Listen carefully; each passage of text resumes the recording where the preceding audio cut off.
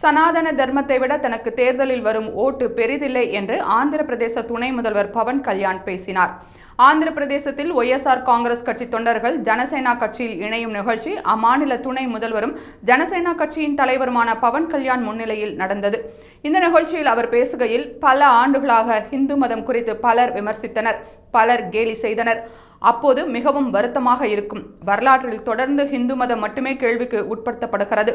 மற்ற மதங்களின் நம்பிக்கைகள் குறித்து யாரும் வாய் திறப்பது இல்லை.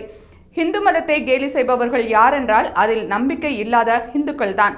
நான் கண்மூடித்தனமாக இந்து தர்மத்தை பின்பற்றவில்லை. அனைத்து மதங்களும் சமமாக மதிக்கப்பட வேண்டும் என விரும்புகிறேன்.